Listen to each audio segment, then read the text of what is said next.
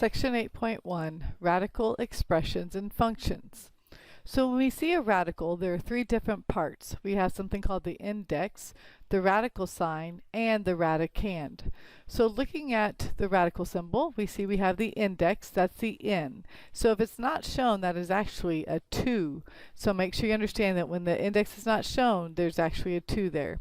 Then we have the radical sign, and then we have what's underneath the radical that we call the radicand. So number 1 says find all square roots of 64. Well, a lot of students want to just say 8, because 8 times 8 is 64. But also negative 8 times negative 8 is also positive 64. So when you're asked to find all square roots, you have a positive and a negative answer.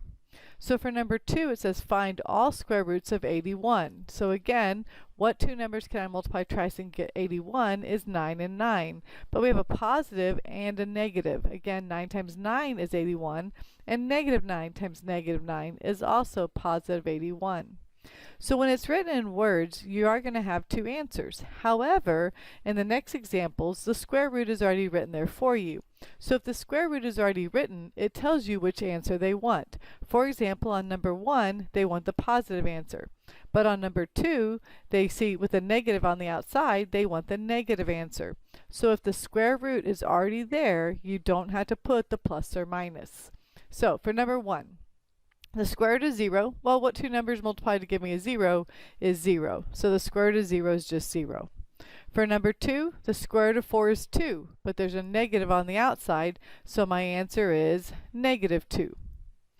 For number 3, the square root of 1, well, 1 times 1 is 1, so the square root of 1 is back to 1.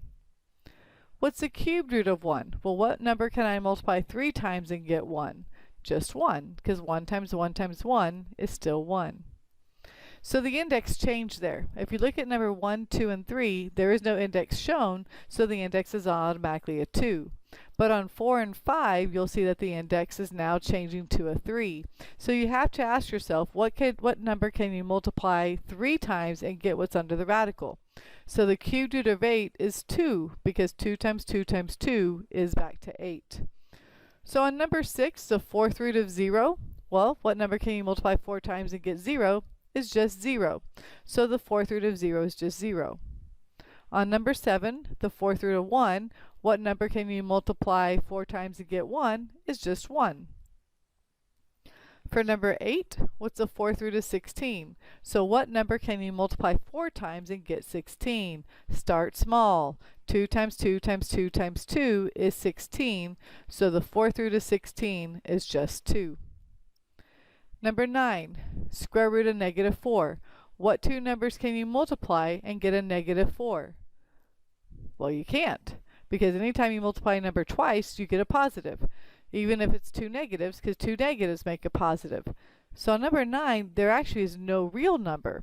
At the end of this chapter, we get into imaginaries. So if you already know about imaginary numbers, don't do them quite yet.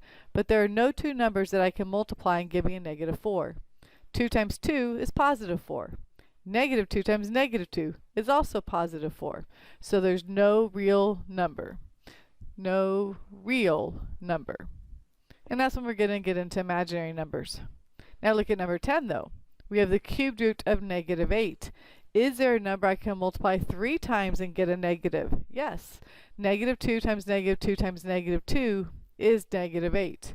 So with that example, I am allowed to have a real number. So what was the difference? Well, the difference is definitely the index. On number 9, your index was a 2, and you would need to multiply number twice and get what's underneath the radical. On number 10, the index was a 3, so you needed to multiply the number 3 times to get what's underneath the radical. So let's scroll down and talk about when you can or cannot have a negative under the radical. So here are my two caution symbols.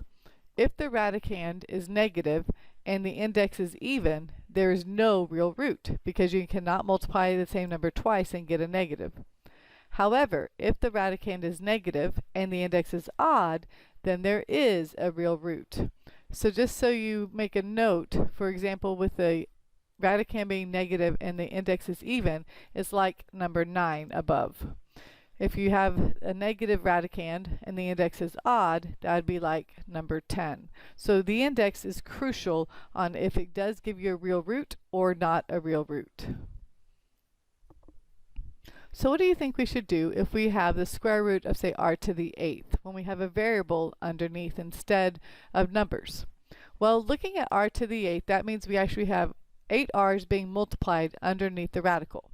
My index is a 2, right? When it's not shown, it's automatically a 2. So we look for pairs. 1 pair, 2 pairs, 3 pairs, and 4 pairs. So we have 4 pairs of r's, so we're going to end up with r to the 4th outside the radical. So what is the shortcut? Because if we had r to the 30th, we would not want to write out all r's. So if we look at the power was 8 and the index was 2. Well, if we take 8 divided by 2, we get a power of 4. So that's the shortcut. When we have a variable under the radical, you're going to divide the power by the index. And that will tell you how many come out. Later on, we'll have remainders. So we'll have to figure out what do we do with that. So let's evaluate each root. Assume the variables represent non-negative values. So what that means is we don't want to have a negative underneath the square root, so we'll just assume that the variables are non-negative. So number 1, the square root of 81 r to the 6. Are there two numbers that multiply to give me 81? Yes, the square root of 81 is 9. And then we have a variable underneath, so we'll take the power 6 divided by the index. The index is not shown, so it's automatically a 2. 2 can go into 6 3 times with the remainder of 0. So that means r to the 3rd also comes out. So the whole number is how many come out. 0 is the remainder, so none are left underneath the radical. So my answer is 9r cubed.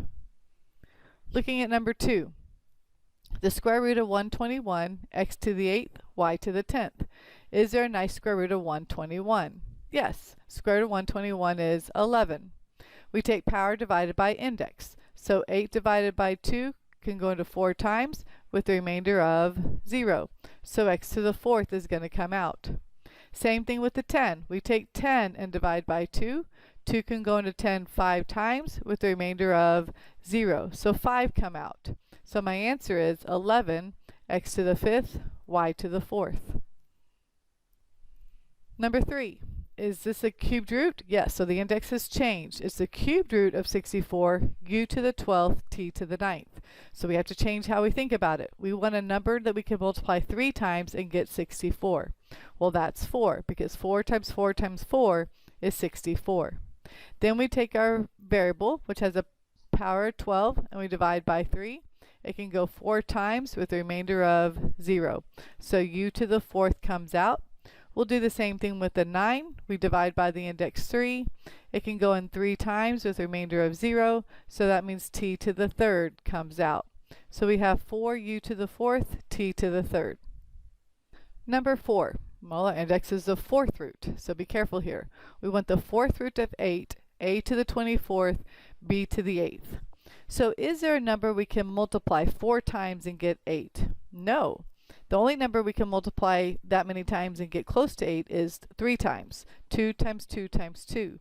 So there is no 4th root of 8 that's going to have anything coming out. So we're going to leave that underneath the radical. So the 4th root of 8 is going to stay underneath the radical. Now what about the power? Well, we have a power of 24. So 24 divided by the index 4 can go 6 times with the remainder of 0. So a to the 6th comes out. Now what about the b? b has a power of 8. So we're going to 8 divided by 4 can go 2 times with the remainder of 0. So again, b to the 2nd will come out, but the 4th root of 8 will stay. This is all multiplication, so keep it as multiplication. Number 5 is actually going to lead us into the next section, but let's go ahead and talk about it now. Since it is all multiplication under a radical, we can go ahead and take the square roots of all the pieces. So the square root of 25 is 5. Now what about the variable 8? Well, we take the power 8 and we divide by 2. 2 can go into 8 4 times with a remainder of 0. So x to the 4th is going to come out. In the denominator, what's the square root of 49? 7, because 7 times 7 is 49. We take the power of 2 and we divide by the index of 2. It can go one time with the remainder of 0. So that means y to the first has to come out and no y's are left underneath. You don't have to put a 1 as the power because it's understood to be there. So my answer is 5x to the fourth all over 7y.